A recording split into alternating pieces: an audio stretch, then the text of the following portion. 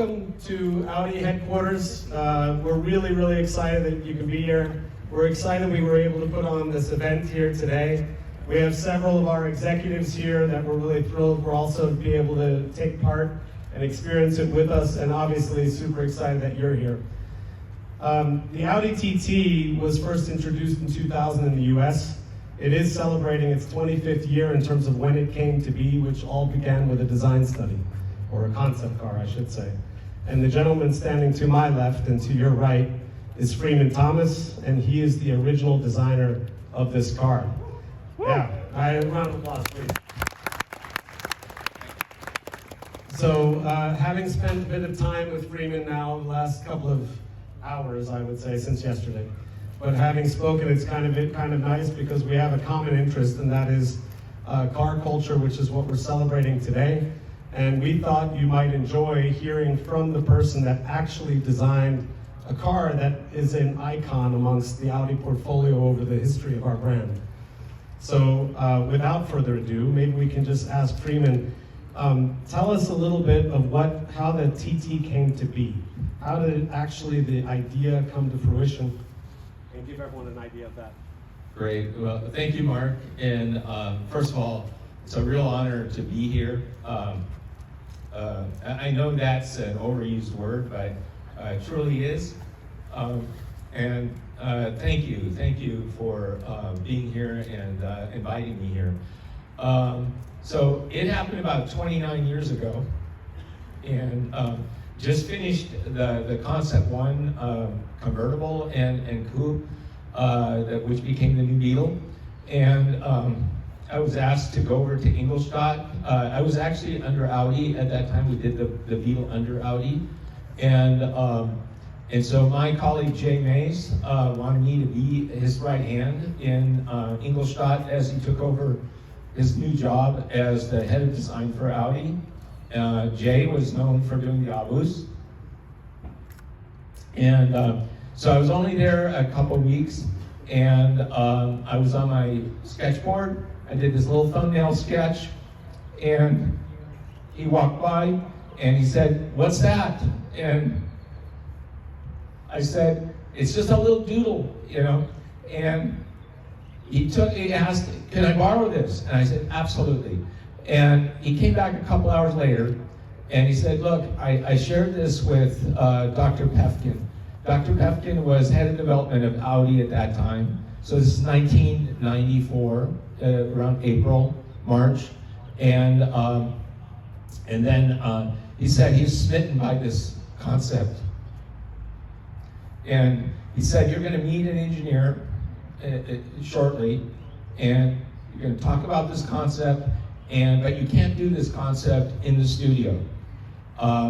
We're going to set up a drawing table at your apartment, and over the next couple of weeks, you're going to develop." Okay. Excuse me. Hey. So I started developing this concept over the next 2 weeks, came up with what you know as the TT, and then they put me into another neighboring village called Geimersheim in this place called Udelhofen, and they basically built out a loft for me.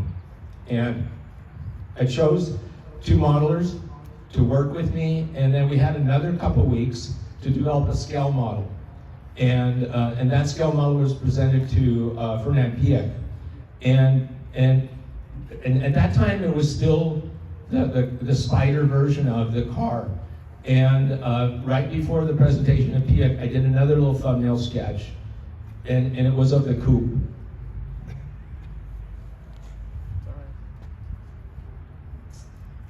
Excuse me. So the meeting went on with Piech, and Piech, in that room was Dr. Hockenberg, Dr. Pefkin, and Jay Mays. And I wasn't in the meeting. I had to stay outside.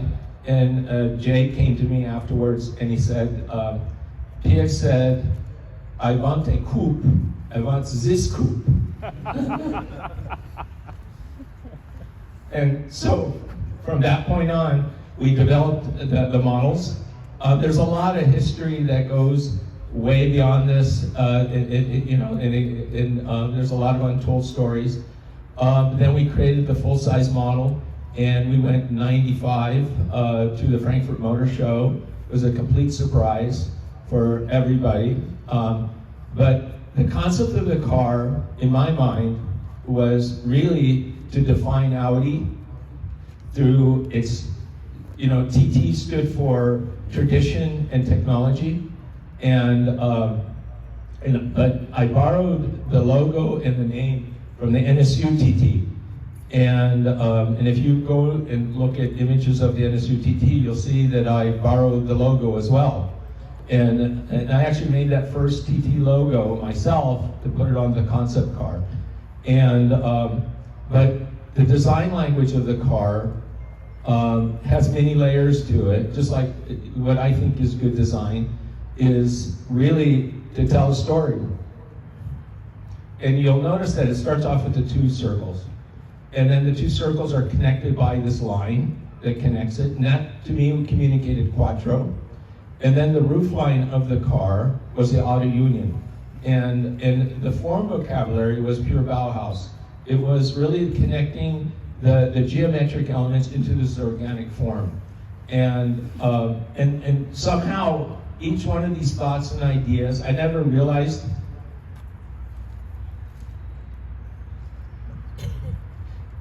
what I had created. Just like when you create a song or a series of words, you don't know that they become pop culture at the time. It just was a happening. It's an inspiration. And there's many things as a designer goes through or a creative goes through in designing something, whether it's a song or anything. And it's inspirations. And for me, those inspirations were not only the Audi history, but also the original design engineer that designed the Auto Unions, and then went over, it was at Porsche, and designed the 550 Spiders, the Porsche 356, and also was the designer of the original Beetle. That was Erwin Commenda. And I studied his design language and wanted to translate that in a modern way. And my story goes on and on and on. But if anybody has any questions, I'd be happy to answer them if I can. So, thank you. Woo! Obviously, like you just said, it's much like a song that all of a sudden becomes pop culture. And like a song, it's a very emotional experience to write something like that, as well as it is to end up drafting and drawing and rendering something like that. So I think we can completely understand. Any questions from anyone that would like to be, who's going to say something? Who's going to be the bold one to have a question for him? We got one right here, Mr. Bob. What was the biggest challenge taking the design from concept to production? What was the biggest challenge taking the concept from design to production? So I was really fortunate because I was surrounded by amazing engineering talent. There was a young engineer named Ralph Vilner. We were connected at the hip, and from the very beginning, as I was going through the concept from the very first lines through all of that, I would ask him, is this possible? Is this possible? And he would make it possible. And so it was probably, in my experience, and I've been part of many vehicle design concepts through the years, but it was truly a highlight in that I was supported by engineering, and successful design always comes through that collaboration. And instead of the two fighting against each other. So they're really, I would have to say that, with Dr. Pefkin, Hockenberg, Vilner, J. Mays, that I had nothing but support. And so I can't even think of any challenges going through the process. Everything was a solution that was successful.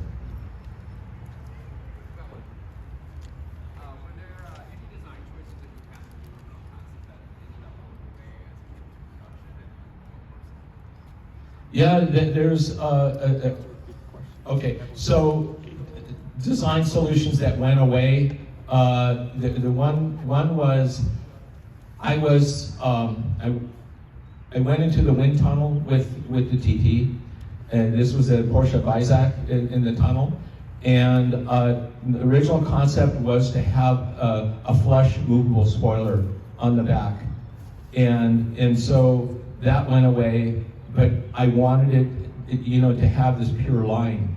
And so that was part of the challenge going back and forth. And so I wish that we would have been able to bring that in. And of course, the second generation brought that into the formula. I would say that, it's designers have certain cars that they draw again and again and again and again. And that was just a car that I carried with me through the years. And it just happened to be that was the perfect moment for it to come out. Ah, now we got hands. Now we got hands. What would you say your biggest contributor to your success was? Biggest contributor to my success. I would say the biggest contributor to my success was never giving up. When I started at Porsche, I can honestly say I'm not the most talented person in the room, but I never give up. I will go at it and go at it and go at it, and I'm never happy, and so it's a dogmatic attitude towards things, and also leveraging the talent around me, leveraging that talent, because I can't do everything. And I would say my biggest attribute is being able to conceptualize, but also understanding my weaknesses. My weaknesses is that I can't do everything. And so being able to be like a band leader or a conductor, that, having people do different pieces of the puzzle that fit exactly what I want. So starting off with those two circles and interior and repeating that, I call those design friends. And I've done that throughout my whole career, and that's why through my career I got more and more responsibility, and started to be able to lead larger teams, and I love working with people. I think they also know that I love working with them, and hopefully they like working with me. And if somebody has a great idea, I love to champion it. Yes. Would the TT have looked any different if your boss came by an hour later? No. I think Jay Mays and I go back a ways, and for instance, we're probably two people that can actually work together and finish each other's sentences. So he knew a little bit about my design language, my philosophy, and I think that we had a kind of succinct way of being able to focus in, and also looking at Audi at that time. Audi was in a different place than it is today. Back then it was a real underdog, and now it's a big player. It's a real tour de force. Yeah. Do you still draw the TT like in your spare time? And then also, where are those original thumbnails? Yeah, I have those original thumbnails. And I'm happy, if anybody wants a little sketch of the car or something like that, I'm happy to do it. Because I love drawing. That's my passion. Art is my passion. Conceptualizing is my passion. Yes. So what was the biggest engineering/design feat that the TT incorporated that you think was the best part of it? It was integrating. So design is a communication. It's a visual communication, and a lot of times a concept can have a lot of innovations, and they never get recognized because the communication isn't there to describe it. And so for me, the TT, its greatest innovation was its shape and form to communicate all of the great innovation that was already there. you know, and was part of the Volkswagen Group. There you go. So, what were you trying to communicate in your final design? You know, I came up with words like absolute, consequent. I wanted Audi to be known for what it was really powerful at. And it was probably the most Teutonic of all the German brands. You look at the competitors, and the competitors were either luxury cars or they were, you know, something else. But Audi had this amazing philosophy of technology, and you know, with Quattro, aluminum, monocoque, space frame, racing, rally, you know, all of that, and that was really what it was. Yes, hi. How long did it take to draw the sketch? The sketch was literally probably about 20 minutes, 10 minutes. Yeah. And that's the way it is. That's why designers need to sketch, because if you just start with a computer, you know, you'll lose the human emotion in what you create, and so that's why designers love to sketch. Do you prefer the original design with the tail or without the tail? I like them all. You know, I see them. You know, for me, I get a lot of pleasure just watching everybody so enthused and happy about what they have, and so I like it all. You know, I'd love to be able to envision what the next one would be. You know, so they're all amazing.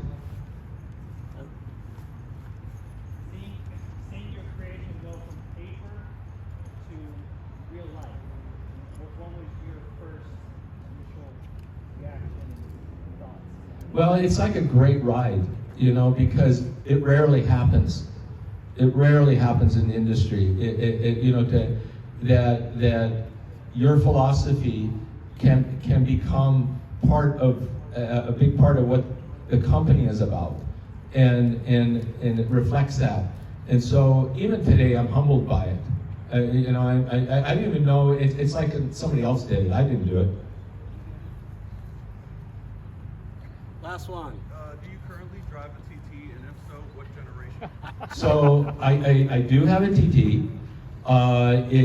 Audi gave me the opportunity on the Mark I to order the very last serial number for California, which was actually a 2006. It's a 2005 model built to 2006 specs, and I ordered it in aviator gray with black. It has S-line bumpers on it. It has currently 40 miles on it. Yeah, it still has the wrapping on the floors and all the packaging and everything. Black baseball or regular? What's that? Black baseball or regular? Just regular, but and I'll give you a little bit of a sidebar on the baseball glove. So I had this vision of you know, in Germany there's a Bavarian fashion called Lodenfrei.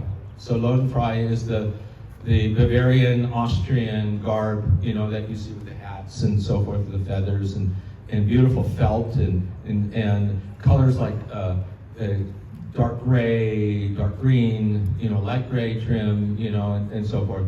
And so I envisioned at that time that a Bavarian, a younger Bavarian would be wearing Lodenfrei in the jacket, but he'd have Levi's on, probably a pair of Adidas, but they would be wearing, you know, they're into baseball, they're into basketball. It was this transition of Americana coming to Europe. And so when I sat down and sketched out the baseball glove, when I went back home, I went to Big Five Sporting Goods in Thousand Oaks, California, and looked around for every baseball glove. And I found that perfect, you know, orange brick leather, and I bought the glove. And I took it back to Ingolstadt, and I gave it to the color and material designers, and they mastered it. and mastered the stitching and everything. And so that was part of that story. All right. Thank you, Freeman. That was amazing. So let's have a round of applause. Exactly. So Freeman's still going to be around for a while, a bit. We're still here until about 12 noon. If you'd like to have a chat with him around the cars, feel free. Otherwise, he does have a pen in his pocket if anyone has a TT up there that they wish to have, have him sign right across the hood, right? No. So, I'm just kidding. Thank you, everyone, for coming out. Please spend some more time. Enjoy yourselves, and thanks again for coming out. Hope we can do it again sometime. Cheers.